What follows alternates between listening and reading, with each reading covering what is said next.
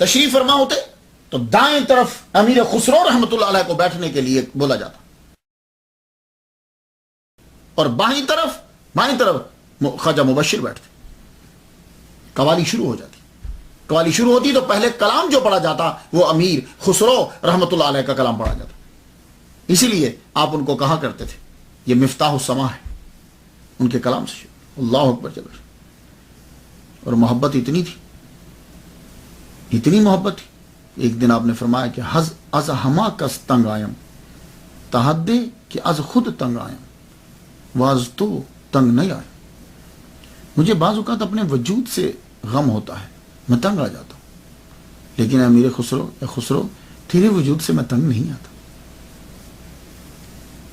حضرت نظام الدین عشاء کی نماز پڑھنے کے بعد بالا خانے پہ چلے جاتے تھے، وہاں چار پائی آپ کے لیے بچھا دی جاتی، خدا ہم آپ کو تسبیح لا کر دے دیتے، اور جب آپ تسبیح پڑھنا شروع کر دیتے پھر کسی کی جرت نہیں ہوتی تھی کہ وہ آپ کے بالا خانے پہ آپ کے کمرے میں آ جائے سوائے امیر خسرو رحمۃ اللہ علیہ کے. امیر خسرو آ جاتے تھے، اور جب آ کر بیٹھ جاتے تو خود خواجہ نظام الدین فرماتے کیا خبر ہے خسرو. وہ اتنا کہنا ہوتا تھا کہ خسرو پھر شروع، پھر گفتگو چل پڑتی. یہ ابھی جو خسرو ہوتا ہے، ہر ایک جو ان کا کلام پڑھتا ہے، ان کے دور کے اندر بھی ان کا کلام دربار میں پڑھا جاتا تھا.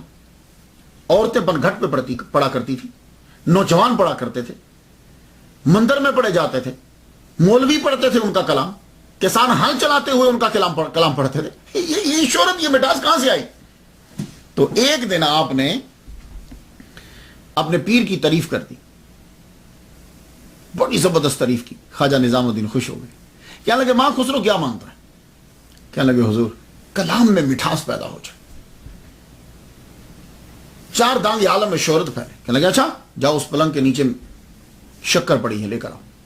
امیر خسرو رحمۃ اللہ علیہ گئے، پلنگ کے نیچے سے وہ تھال جو تھا، تسلا جو تھا وہ بھرا ہوا شکر کا لے کر آئے. فرمانے لگے تھوڑی سی کھا لو باقی بانٹ دو. آپ نے تھوڑی سی کھائی باقی بانٹ دی. تو امیر خسرو فرماتے ہیں کہ اس کے کھانے کے بعد خدا تعالیٰ نے میرے کلام میں اثر پیدا فرما دیا، میٹھا. آپ کا کلام روحانی محافلوں کے اندر بھی برابر پڑھا جاتا ہے. میں حیران ہوں کون سی جگہ تھی جہاں نہ پچھلی رات تھا نہ میدانم چه منزل بود، شب جائے کہ من بودم باہر سو رقص بسمل بود. ہر طرف اد کٹے رقص کر رہے تھے، یعنی نیم جا. شب جائے کہ من بودم، جہاں میں پچھلی رات تھا. پری پہ کر نگارے سرو قد لالا رخ سارے، سرو پایا فتح دل بود، شب جائے کہ من بودم.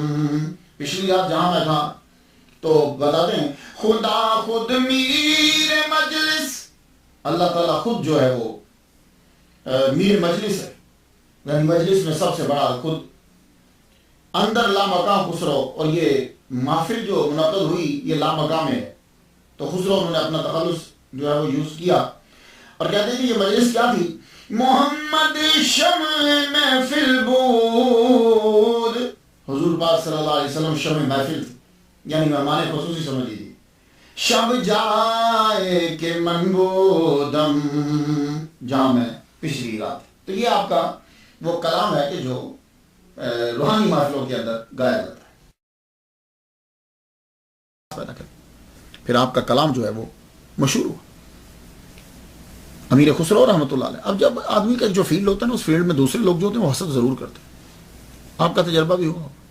امیر خسرو شاعر تھے، ایک اور بھی شاعر تھا عبید، وہ بہت حسد کرتا تھا. اکثر کہا کرتا تھا یار یہ نظام الدین میرا کلام کیوں نہیں سنتے، اس کا امیر خسرو کا کلام کیوں سنتے ہیں، میرا کلام کیوں نہیں سنتے. پھبتیاں کستا، باتیں کرتا، آپ اس کو اگنور کرتے.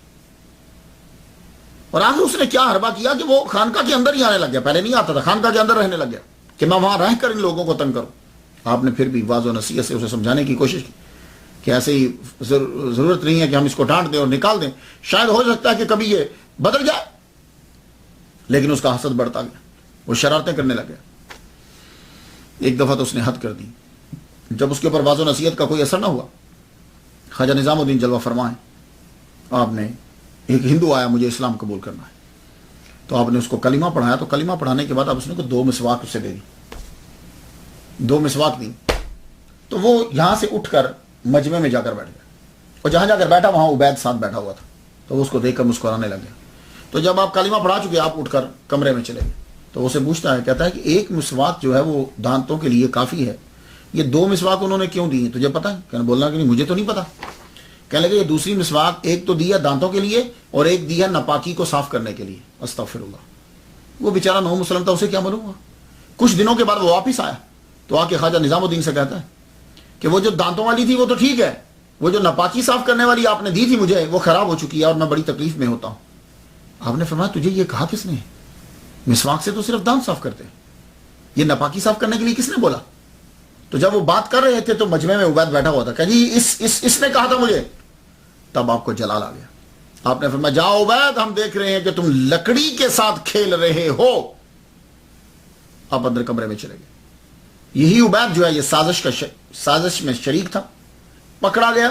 بادشاہ نے آرڈر دیا کہ اس کو، غیاث الدین تغلق نے آرڈر دیا کہ اس کو لٹکا دیا جائے، الٹا لٹکا دیا جائے، مر جائے تو لٹکا رہنے دیا جائے تب تک کہ جب تک اس کے جسم سے بدبو نہ آنے لگ جائے، اور جب بدبو آنے لگی تو پھر اس کو ایک دم سے گڑھے میں جا کر پھینک دیا۔ یہ تھی خواجہ نظام الدین رحمۃ اللہ علیہ کی بد دعا اور امیر خسرو سے حسد کرنے کی سزا۔ امیر خسرو خود ایک عبادت گزار شاعر، آپ کیا سمجھتے ہو خانقاہ سے وابستگی ہے تو نمازیں نہیں پڑھتے ہوں؟ نہیں، ان کی تہجد بھی کبھی قضا نہیں ہوئی۔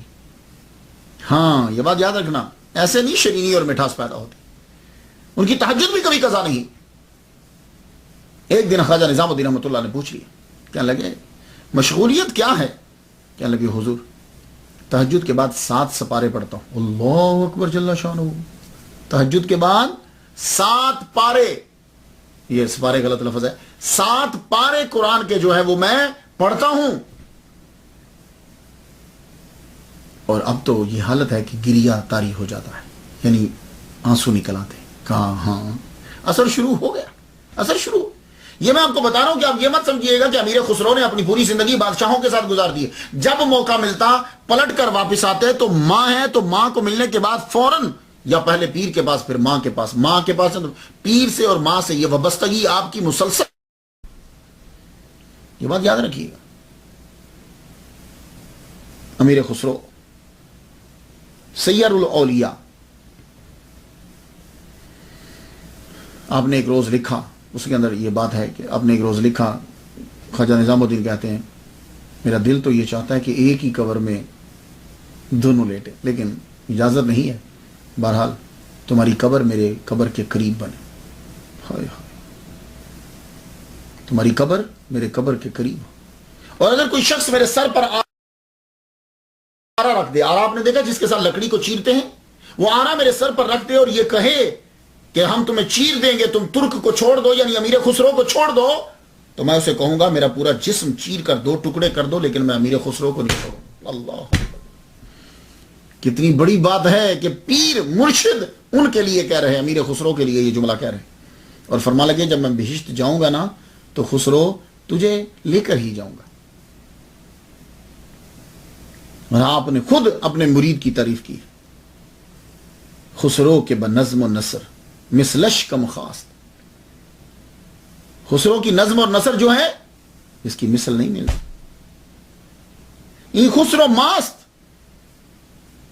ناصر خسرو نیست، وہ ناصر خسرو بھی ایک مشہور تھا، ناصر خسرو نہیں ہے، یہ میرا خسر یہ ہے، یہ خسرو یہ ہے میرا، زیرا کہ خدا ناصر خسرو ماست، کیونکہ خدا جو ہے وہ میرے خسرو کا مددگار ہے، خدا ناصر خسرو ماست۔ آپ کا یہ مصرع کمال عقیدت کا ایسا، ہر قوم راست راہ دین و قبلہ گاہ، من قبلہ راست کردم بر سمت کچ کو لائے۔ آپ کا کلام ہر سنگر نے گایا ہے، وہ قدیم ہے یا جدید ہے؟ اگر وہ استاد ہے تو ضرور گایا ہے۔ اور آپ کا کلام اولیاء کرام کی، جتنے اس دور کے اولیاء تھے ان اولیاء کرام کی محافل کے اندر کلام گایا جاتا تھا۔ جب کبھی